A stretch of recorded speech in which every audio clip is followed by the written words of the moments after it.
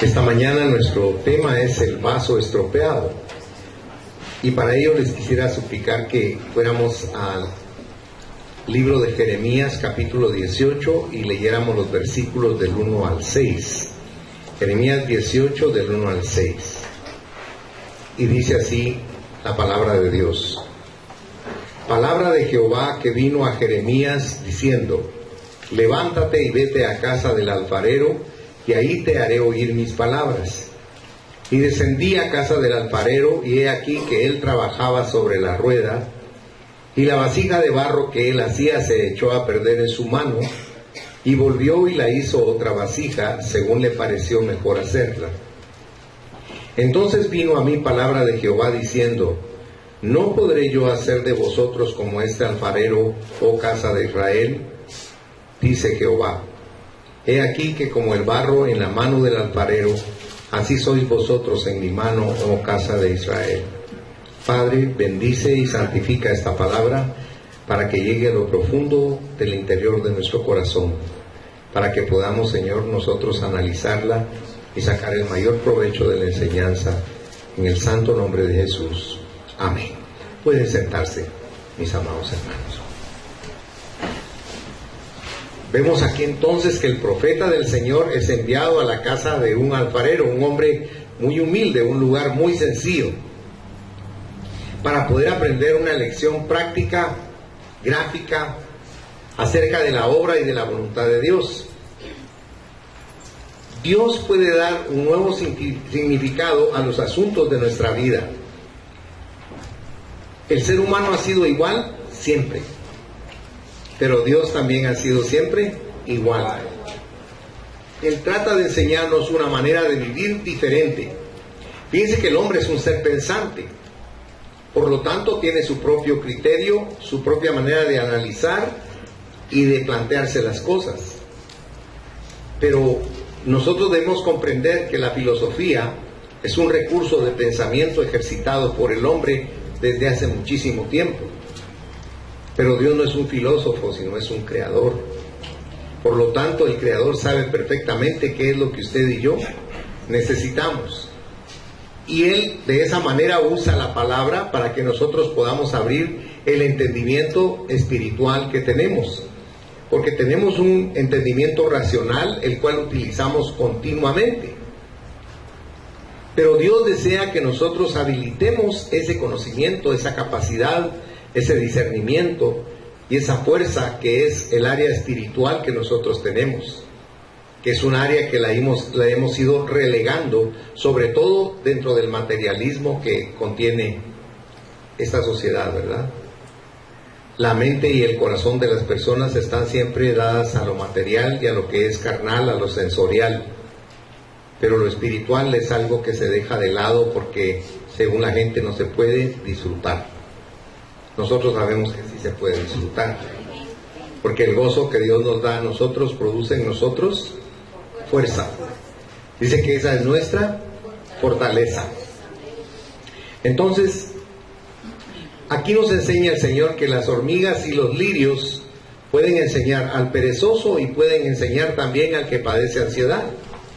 Y el profeta es humilde y obedece a la voz de Dios y está dispuesto a aprender el llamamiento que el Señor le hace de ir a la casa de un simple alfarero. Dice, alguien podría haber dicho: ¿y a qué voy a ir qué voy a aprender? A ver, a un cuate que está ahí dándole vueltas con el pie a una rueda y en otra rueda dándole forma a barro. ¿Qué me puede enseñar eso a mí? Porque el ser humano es así. Pero Dios quería enseñarle algo profundo a él y a nosotros esta mañana. El Señor entonces usa ese alfarero analfabeta para darle una lección a él y a nosotros. Empezamos viendo lo que es el barro. El barro representa, si usted notó, la casa de Israel. Ahora, si lo vemos como barro, análogamente, ¿de dónde fue extraído ese barro? Si usted se recuerda, fue extraído de Egipto. ¿Y a dónde fue llevado para darle forma? A la casa del alfarero, que es Israel, lo que es ahora el territorio de Israel. Y ahí fue plantado para que el Señor le diera la forma que Él deseaba trabajar en su pueblo. Ahora, como Israel, nosotros hemos sido sacados también de un hoyo oscuro de barro y de esclavitud y llevados al reino de su amado Hijo, para que Él nos dé la forma a su imagen, para que nos parezcamos a Él, porque el barro es en realidad la materia prima que Dios puede usar. Yo le escribí una nota y quisiera leérsela. Dice el significado de cada objeto y empezamos con el barro.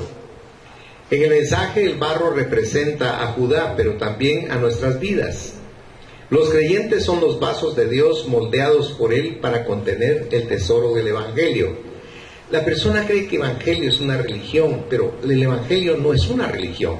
El Evangelio es el poder de Dios en nosotros, hablando a nuestro interior, porque ¿qué es lo que alimenta nuestro espíritu? La palabra de Dios. La palabra de Dios ejerce un poder sobrenatural que por ignorarlo nosotros nunca lo usábamos. Pero ahora sabemos que nuestra fuerza viene de esa palabra que es evangelio. Viene del griego evangelión, que quiere decir buenas nuevas o buenas noticias. Habrá un periódico, mire un reportaje de televisión periodístico y va a ver la cantidad de noticias malas que usted va a escuchar. Pero Dios le está hablando directamente aquí a usted, porque hay algo interesante. El trato de Dios no es en globo, sino es individual. Dios quiere tener un trato personal con cada uno de nosotros. Dios quiere que aprendamos lo que necesitamos aprender de Él, para que le saquemos el jugo a la vida, para que vivamos verdaderamente, para que tengamos salud verdadera en nuestro ser. Porque cuando lo hacemos según nuestro criterio, siempre vamos a tener problemas. Vaya a los hospitales y están saturados de enfermos, sobre todo aquí en Guatemala, que no hay ni medicinas. Pero le estoy poniendo ese ejemplo para que me entienda, porque toda enfermedad viene del alma.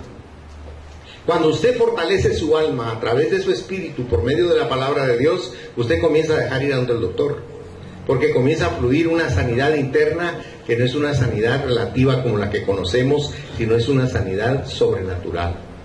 Es un poder que lo primero que hace es llenar de paz nuestro ser. Amén. Nosotros vivimos sedientos, vivimos hambrientos, de lo que usted quiera. Perdón que use esa analogía, pero es para que me entienda. Queremos disfrutar de la vida. ¿Y qué es disfrutar de la vida? Andar de aquí para allá, hacer aquí, hacer el otro y un montón de cosas que hacemos todos de jóvenes. Porque andamos en búsqueda de llenar ese espacio vacío en nuestro corazón. Pero conforme pasan los años descubrimos que ese espacio, el único que lo puede llenar es nuestro Creador, es Dios. Amén. Y Él lo quiere hacer de una manera amorosa. Si usted va conmigo a 2 de Corintios capítulo 4, versículo 7, miren lo que dice este hombre sabio de Dios. Dice, pero tenemos este tesoro en vasos de barro, para que la excelencia del poder sea de Dios y no de nosotros. Nosotros somos esos vasos de barro. Los seres humanos están hechos de barro. El barro es polvo mezclado con agua. Y nosotros somos polvo, aunque no lo reconocemos por nuestra arrogancia. Pero en el Salmo 103, versículo 14, dice la palabra, porque Él conoce nuestra condición. ¿Se acuerda de que somos polvo? ¿Cuándo lo comprobamos? Cuando nos morimos. Pero los científicos, hay todos los estudios que han hecho, antropológicos, biológicos, científicos y lo que usted quiera del cuerpo humano, han descubierto que todos los elementos que posee el planeta Tierra están constituidos en una mínima porción en nosotros también. Es increíble cómo la Biblia no miente. Está diciéndonos una gran verdad. Pero el agua del Espíritu Santo, a nosotros que somos polvo, nos ha dado vida mediante la fe en Cristo. El barro es simple, sin valor en sí mismo, pero puede convertirse en algo grande si lo moldean las manos apropiadas y para el propósito apropiado. Nadie puede calcular el tremendo potencial en la vida de un individuo. Su cualidad más grande es que se somete. Si no se somete a las manos del alfarero, se arruinará. No se puede automodelar, tiene que tener al alfarero. No hay cristianos de cosecha propia en la voluntad de Dios, pero Él quiere que cooperemos en la oración, la meditación, la obediencia a su voluntad y al rendirnos a su tierno toque. Mire qué maravilloso es el plan que Dios tiene para la vida de cada uno de nosotros. La rueda, déjeme que le diga rápidamente, el alfarero utilizaba un aparato que tenía una rueda pequeña arriba, que era donde él ponía el barro para darle la forma que él necesitaba darle, y con el pie le daba vuelta a otra rueda más grande. Abajo eran 2 piedras en realidad redondas, y él con el pie le iba dando vuelta. Eso es bien importante que le pongamos atención, porque aquí dice que cuando él entró, el alfarero estaba trabajando sobre las ruedas. Las ruedas de la promesa, propósito y providencias de Dios estaban trabajando juntas para el bien de ellos. Miren, cuando a usted le pasa algo malo, lo primero que hacemos nosotros es decir una palabra muy común. Ay, Dios mío. A nosotros nos desagrada recibir malas noticias o tener accidentes o tener cualquier tipo de disturbio que nos afecte. Pero sabe una cosa, Dios nos enseña que todas esas cosas Él las encamina para bien. Tal vez lo que para usted es desagradable y es malo, Dios lo lleva para que se convierta en algo positivo para su vida.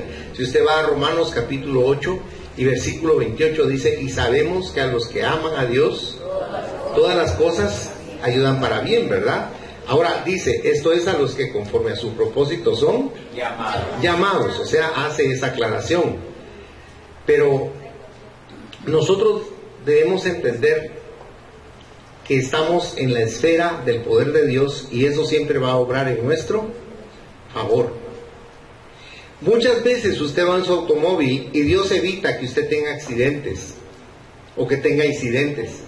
Pero como no ocurrieron, usted no se da cuenta de que eso fue así. Pero hubo una mano poderosa que evitó que eso aconteciera. Porque Él tiene cuidado de nosotros integralmente. Muchas veces usted se va a juntar con personas que están espiritualmente sumamente contaminadas. Y usted va a sufrir esa contaminación. Y uno no puede decir, no, a mí no me pasa nada de eso, porque no somos invulnerables. Somos susceptibles a ese tipo de infecciones. Es como que usted entre a un lugar donde hay gente que está enferma y usted diga, a mí no me va a dar gripe. Eso no lo puede usted decir. Porque una infección de esa naturaleza al respirarla la obtenemos, o de cualquier otra manera. Por eso es que nosotros somos tan fríos e indiferentes con Dios, porque no existe una gratitud profunda en cuanto a todo lo que Él hace por nosotros. Un día haga una prueba. Tome un paño bien negro y grueso y tápese los ojos 5 minutos, no más. Pero no se quede sentado, trate de hacer algo con los ojos vendados. Y usted se va a dar cuenta la infinita misericordia que tiene Dios con nosotros que podemos ver. Pero le reitero, esas son cosas que solo hasta que usted las esté experimentando, comienza a darles el valor que realmente tienen. De lo contrario, nosotros vivimos inconformes. Usted tiene un carro bonito, pero ve pasar al amigo que tiene otro mejor, y usted, ¿cuándo voy a tener un buen carro? Y ya menosprecia el carro que usted tiene, en lugar de ser feliz con lo que usted tiene. ¿Sabe qué dice Dios en sus promesas en Hebreos 13, que usted lo conoce perfectamente? Él dice que no nos va a dejar ni nos va a desamparar, pero dice, sean vuestras costumbres, ¿cómo dice? Sin avaricia, contentos con lo que tenéis ahora, porque Dios dijo, no te dejaré ni te voy a desamparar. O sea, Dios quiere que vayamos creciendo, no disminuyendo, sino aumentando. Porque el propósito de Dios es que nos enriquezcamos integralmente. Y no me refiero al dinero, porque el dinero solo es eso, dinero es una añadidura. La riqueza que usted necesita es crecer y descubrir la inmensa cantidad de cosas que están dentro de usted, cosas maravillosas que están dentro de usted, que usted nunca las ha podido descubrir. Por eso nosotros deberíamos de buscar el conocernos a nosotros mismos, porque no nos conocemos, hermanos. Y descubriríamos tantas cosas que Dios ha preparado con nosotros, como con este barro del cual estamos platicando en esta mañana.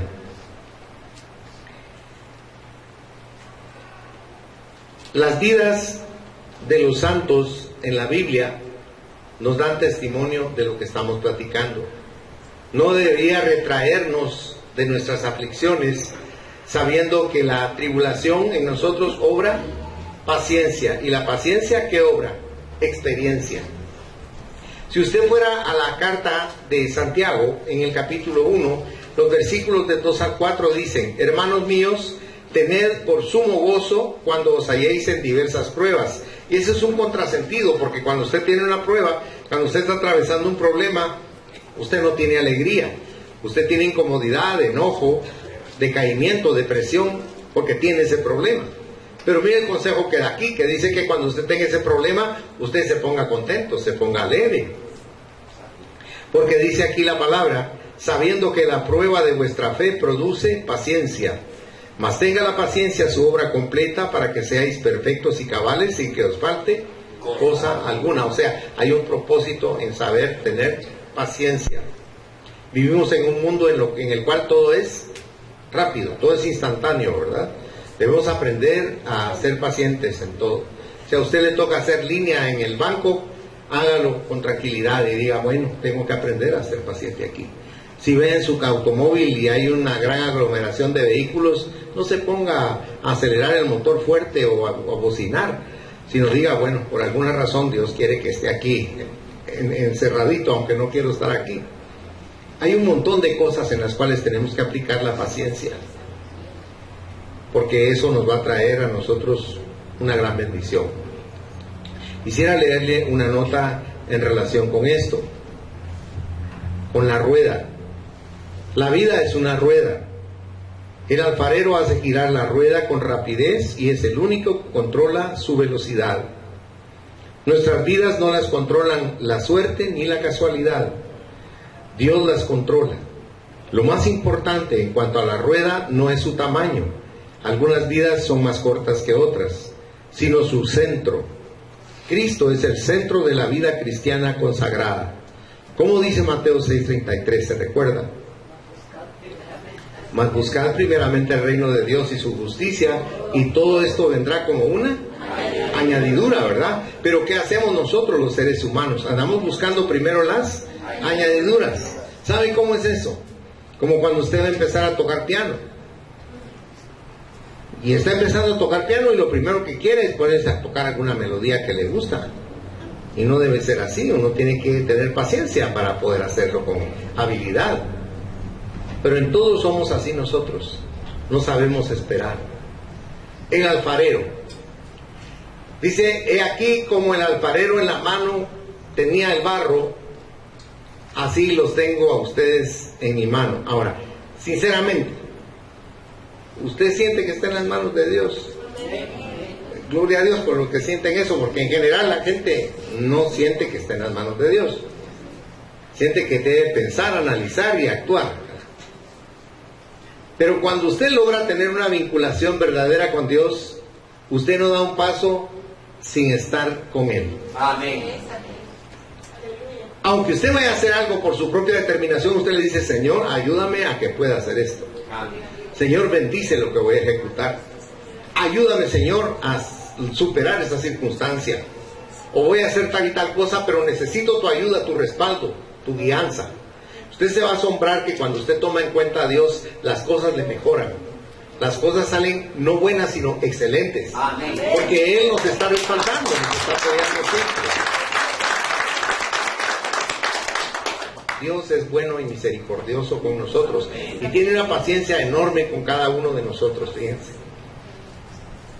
Yo me recuerdo cuando yo quería llegar a Jesús y no podía llegar a Jesús, era porque yo ni siquiera creía en Dios.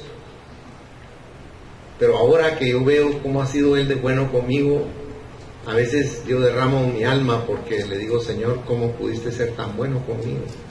¿Cómo me pudiste haber perdonado siendo lo que yo era? ¿Cómo pudiste haber transformado mi existencia, una existencia vacía y materialista, en algo espiritual que me ha hecho ser diferente? Pruebe a cambiar usted algo de usted.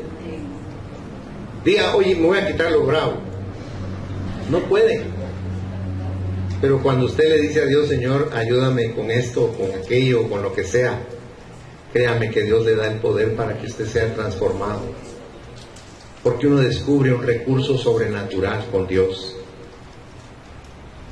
Dios hace cosas increíbles. Le voy a poner un ligero ejemplo materialista, que es el que más se adapta a nuestra mente en esta sociedad de consumo. Necesitábamos 96,000 quetzales nosotros aquí. Y créame que aquí lo que menos hacemos es pedir dinero, no nos gusta. ¿Sabe por qué? Porque hemos aprendido a depender de Dios. Y Él es bueno. Y como necesitábamos ese dinero, yo comencé a tramitar un préstamo en un banco para que el banco me lo prestara y puse mi casa de garantía.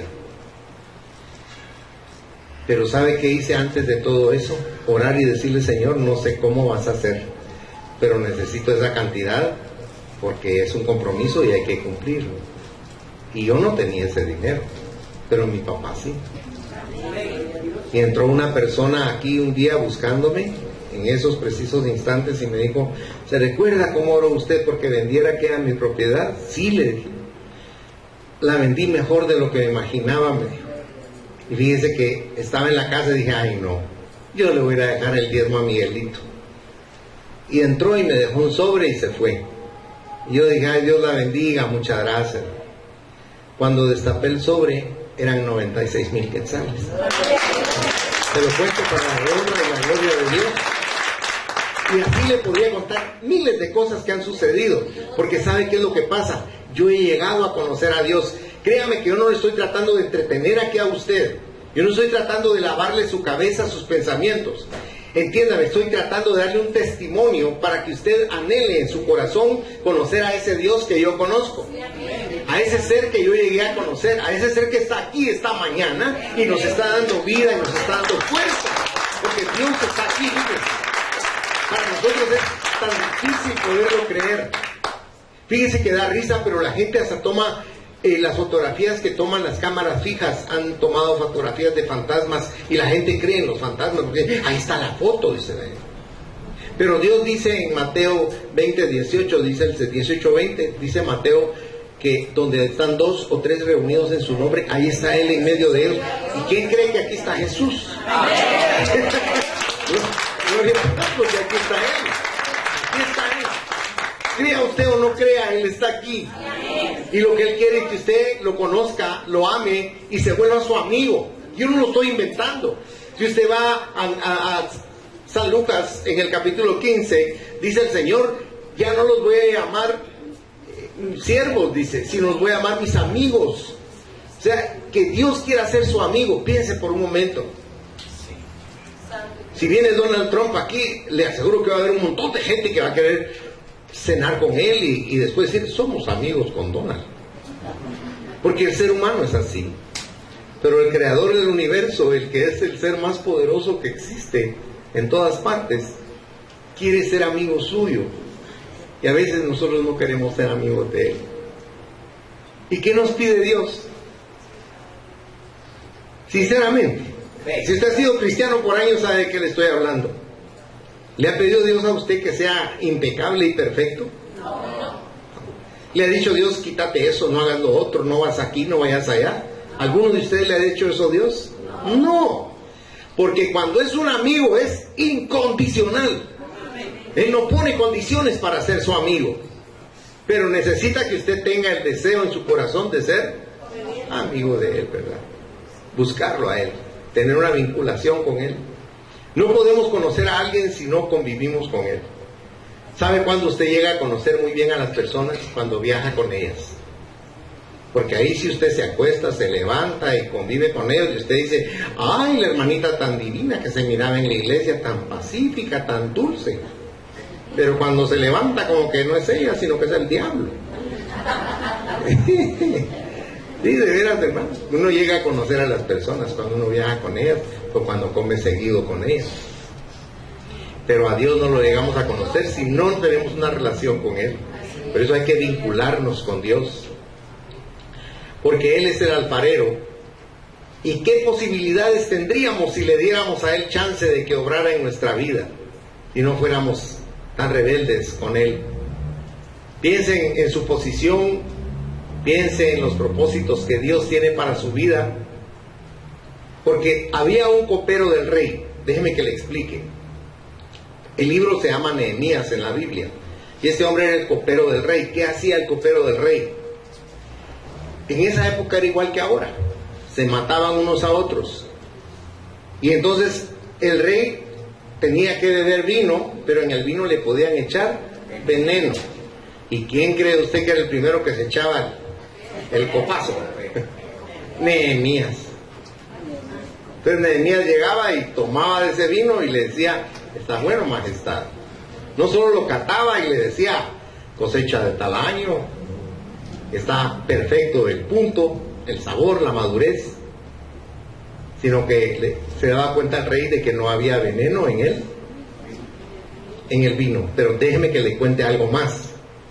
Si el copero del rey o los que servían al rey estaba de mal humor, mal encarado, bravo o soñoliento o lo que usted quiera, en presencia del rey, ¿qué cree usted que le hacían? Lo mataban. O sea, el que estaba en presencia del rey tenía que estar perfectamente adecuado a lo que el rey demandaba de él. No era el gusto de la persona, sino tenía que ser lo que el rey demandaba de él. ¿Y qué le parece que Nehemías llegó con cara de herrero mal pagado? Y mire cómo es Dios, porque él había orado mucho y cuando se presentó frente al rey, el rey en lugar de decir, mátenlo, dijo el rey, vos Nehemías, ¿qué tenés, mal? Vos no sos así. Le digo, ¿qué estás tan triste? ¿Qué te hicieron? ¿Qué estás tan bravo? Y él dijo, es que la casa de mis padres está destruida, pero eso no es nada. El templo de la ciudad de mi Dios está destruido. ¿Y qué necesitas? Pues necesito levantarlo, restaurar las puertas eran carísimas. ¿Y sabe qué hizo el rey? Le dio todo lo que necesitaba. Pero como la distancia era muy grande, una distancia de miles de kilómetros que tenía que recorrer, el rey le dijo, ¿sabes qué? Como hay tanto peligro en el camino, te voy a dar una parte, un buen ejército para que te escolte, para que no te pase nada. Y vino Nehemías y le dijo, no, rey, mi Dios me va a proteger y me va a guardar. Pero cuando llegó el día de irse, dijo Nehemías, ay, ¿por qué no le acepté los soldados? Que había la cosa seria. Pero Dios lo guardó en todo el camino. Si usted fuera al libro de Nehemías en su Biblia, en el capítulo 2 y versículo 8 dice esto que le estaba compartiendo. Dice, y carta para Asaf, guarda del bosque del rey, para que me dé madera para enmaderar las puertas del palacio de la casa, y para el muro de la ciudad y la casa en que yo estaré. Pero note el final. Y me lo concedió el rey, según la benéfica mano de mi Dios sobre. Entonces, yo quiero que note cómo estas personas recibieron lo que este hombre recibió lo que le pidió a Dios, porque él había confiado también en Dios. Si usted confía en Dios, créame que lo que usted anhele, lo que usted le pida, Él se lo va a conceder. Pero recuerda que Dios no es un genio de frotar la lamparita y te concedo 3 deseos. No. Dios es su amigo y quiere bendecir su vida, su existencia.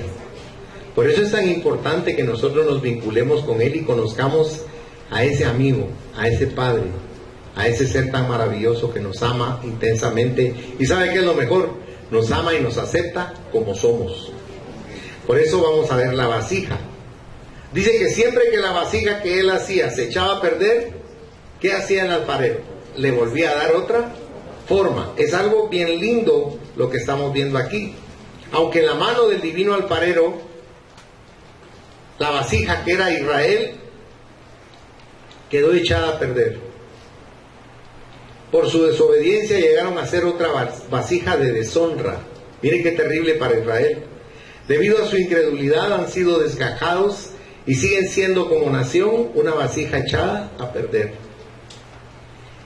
Debemos mirar que no haya entre nosotros un corazón malo lleno de incredulidad. Si el Espíritu Santo, como la mano de Dios, tiene que amoldarnos como vasijas apropiadas para el uso de Dios, no debe haber en nuestra naturaleza rebeldía contra Él.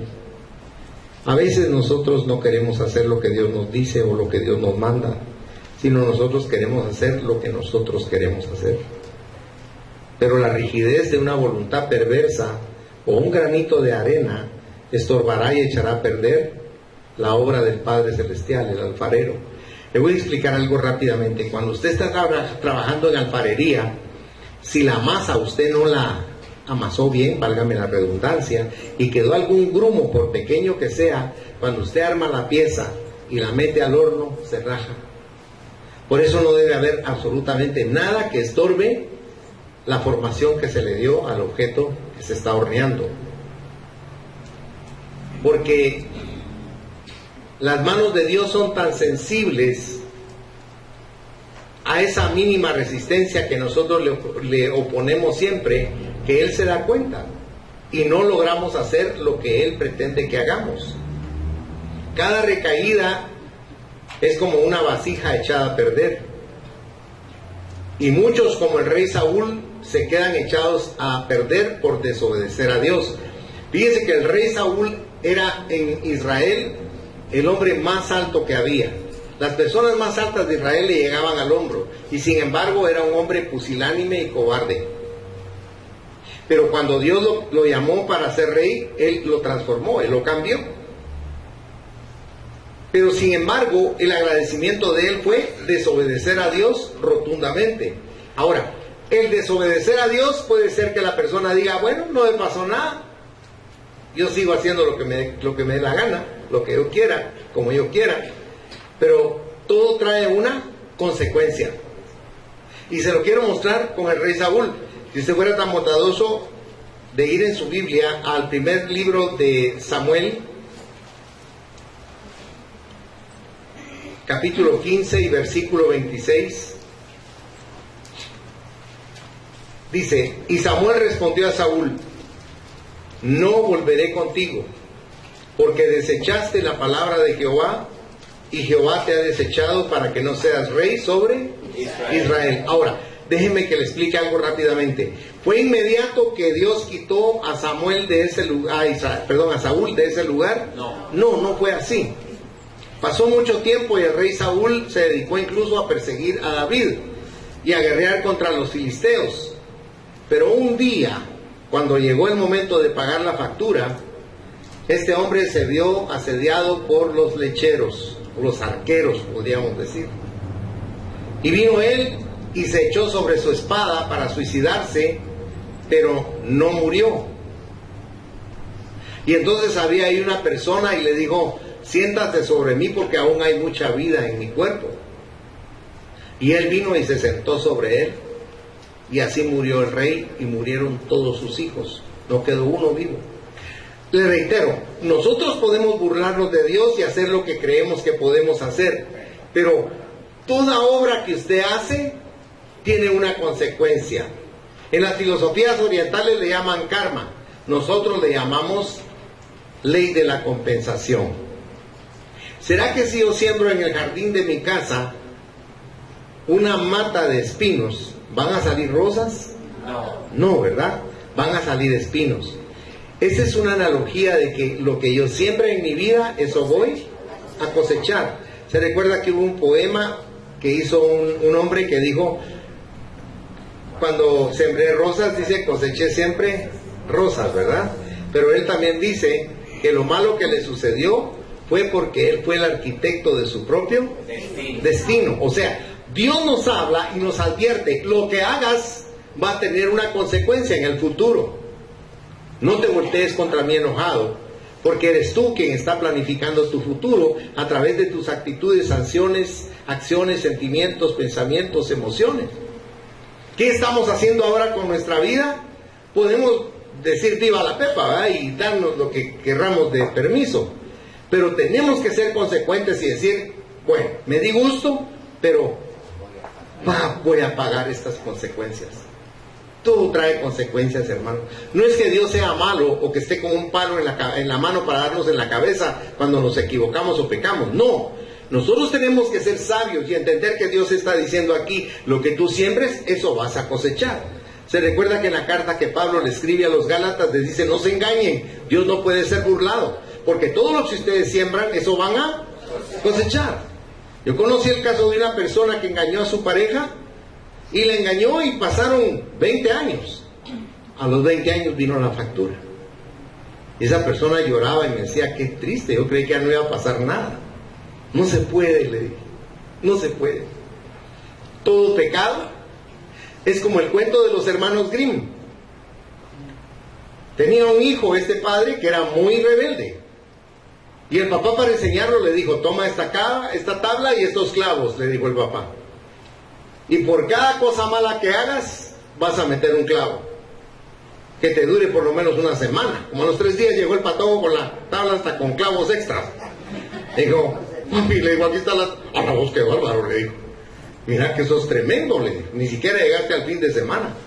Yo le digo, ahora, le dijo el papá, por cada cosa buena que hagas, sacas un clavo. Y como a la semana llegó el patojo y le dijo, papá, le dijo, mira, te felicito, le digo. Pero ¿notaste algo, hijo? ¿Qué, papá? Le dijo, están todos los hoyos, le digo. ¿Me entiende lo que le quiero decir? Usted se puede arrepentir, pero tiene que ser considerado y decir, hice algo malo, voy a tener que pagarlo. Usted no va a comer a McDonald's y se forra una buena hamburguesa ahí y un buen café y un pastelillo y luego se levanta y le dice al mesero, ay, nos vemos. Ahí no lo dejan salir, tiene que pagar. Todo lo que se hace, se paga. Toda acción produce una reacción, ¿verdad? Tenemos que entender que nosotros tenemos que planificar nuestra vida para no tener entonces que pagar esas deudas tan costosas y tan dolorosas. Dios quiere que entendamos esas cosas para que cambiemos nuestra vida.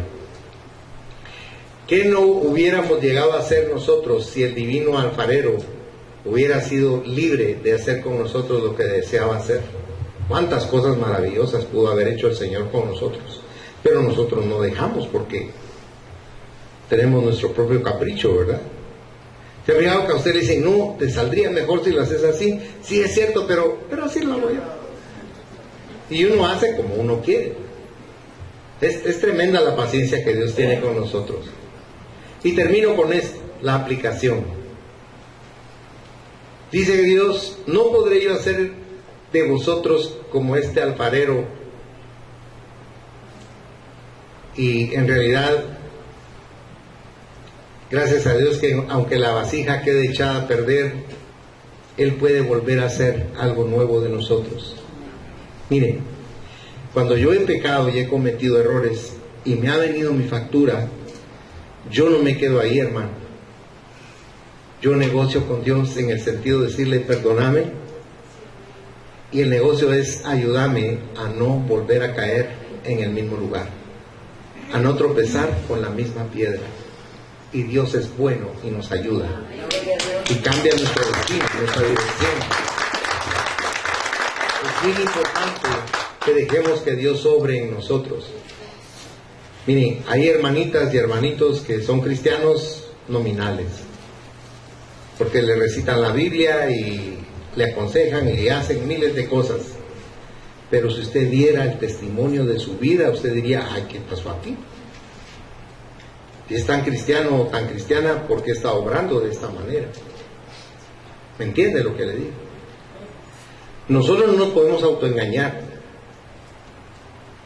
Por eso es que dice Pablo que él está persuadido que el que empezó en él la buena obra la va a concluir el día de Jesucristo, porque Dios está trabajando en nosotros. Estoy tratando de decirle, no pretenda que las personas que usted conoce cambien como darle vuelta a un calcetín. No se puede. ¿Por qué no se puede? Por nuestra naturaleza. Ni usted mismo cambia. Mire, ¿nos gusta decir chismes? Sí. ¿Nos gusta pelar? Sí. Decimos, Señor, ayúdame a no pelar más. Ya no quiero volver a pelar.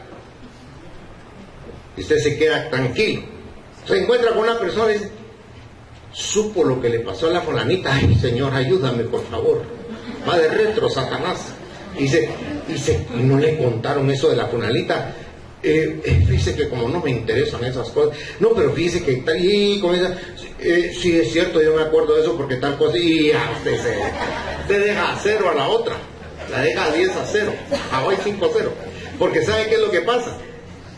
Son cosas de nuestra naturaleza. ¿Cuándo ha visto usted que una señora que es brava como un león se vuelva dulce como la miel? Eso es, como digo el bolo, never. Una señora que era vendedora de tortillas en mi barrio decía, genio y figura hasta la sepultura, decía la señora. Entonces, ¿me entiende lo que le quiero decir? ¿Qué es lo que Dios hace con nosotros entonces? Porque no cambiamos. Nos ayuda a que seamos empáticos para comprender a las otras personas y aceptarlas como son. Ese es el remedio. Porque usted no cambia ni yo tampoco. Eso está allá adentro. Y no lo estoy inventando, esa no es el agua azucarada. Pablo dice aquí que en nosotros, aunque somos cristianos, está el viejo hombre, la vieja naturaleza, que se brinca como resorte. ¿Usted cree que cuando a mí me hacen así, clic, clic, clic, clic, clic, unos hielitos con Johnny Booker, no se me hace agua la boca? Sería hipócrita si le dijera que no. Hasta puro Don Ramón trago. Pero esa que es mi carne, mi naturaleza. Pero ¿qué hace Dios conmigo? Le da fuerza y poder a mi espíritu para que doblegue mi carne y mi naturaleza. Eso es lo que Dios hace. Eso es lo que Dios hace. Por eso es que usted debe tener misericordia con las personas que usted considera que no logra ver usted una transformación en ellas. Dios le va a poner un gran espejote y le va a decir, ay, mira la paciencia que he tenido yo contigo. Y usted va a decir, ay, Señor, es cierto. Tenemos que aprender que el alfarero es paciente con nosotros y nos está dando forma con ternura cada día. Cada día nos va cambiando y nos va transformando con ese amor que Él tiene. Porque aunque se considere la persona cuando cae en pecado, que es una vasija de deshonra, yo le quiero decir que Dios la puede honrar, levantar, purificar y hacerla una excelente vasija de honra para Dios. Porque Él es el que hace la obra, no nosotros. Él es el único que nos lava, nos limpia, y sabe que es lo maravilloso de Dios, que no nos condena ni nos critica, sino que nos da ánimo para seguir adelante cada día. Y eso es lo maravilloso que tiene Dios para mí en estas cosas que nos enseña con tanta paciencia incluso. Entonces, si Dios tiene un propósito para usted, si usted va a Jeremías 29:11, dice Dios que los planes que Él tiene para usted son planes solo de bien y no de mal. Entonces, deje que ese alfarero planifique todo el bien que tiene para su vida. Déjelo obrar en su vida. Dele permiso de obrar en su vida. Porque usted va a conocer una dimensión de amor y de vida que no ha conocido. Usted va a llegar a conocer a ese Padre que tenemos tan amoroso y tan tierno. Termino con esto. ¿Se recuerda del hijo pródigo cuando regresó? Lleno de lodo, lleno de excrementos de cerdos, y hasta arrepentido de que se quería comer la comida de los coches. Ay, dijo, como soy de coche, quería comer como los coches. Porque es la verdad. Pero ¿por qué estaba razonando así, como humano? Porque cuando regresan, mi papá no va a querer ni ver, creo que me gasté todo el pisto. Pero para su sorpresa, era un papá diferente, que no le reclamó nada. Lo fue a abrazar, y así como estaba de inmundo, lo limpió, lo bañó y lo transformó. Déjeme decirle que eso es lo que Dios hace con usted y conmigo todos los días. Bendito sea nuestro alfarero, ¿verdad? Cierre sus ojos, por favor. En conclusión, Él sigue necesitando vasijas que lleven su nombre, o sea, su carácter, entre las naciones de la tierra. Cada vasija preparada para su uso será una vasija empleada en su servicio. Señor Jesucristo, yo te pido que bendigas a cada uno de tus hijos y de tus hijas que invirtió en tu reino este tiempo, esta riqueza de su tiempo. Esos minutos que vino a invertir aquí, te pido que tú se los devuelvas en abundancia, en tus riquezas y en todo tu amor. Y si alguien aquí nunca le ha abierto su corazón a Cristo, yo le invito para que haga desde su lugar esta sencilla oración y que le diga a Jesús: yo quiero conocerte más.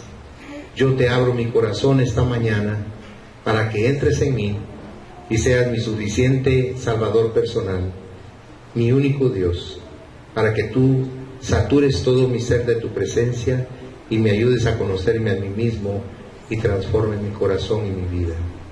Ayúdame, Jesús. Sigan orando, mis hermanos.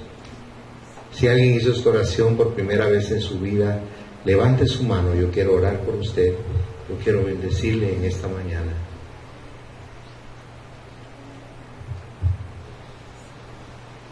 Yo sé que el Señor está tocando sus corazones y que ustedes saben que necesitan tenerlo en su interior.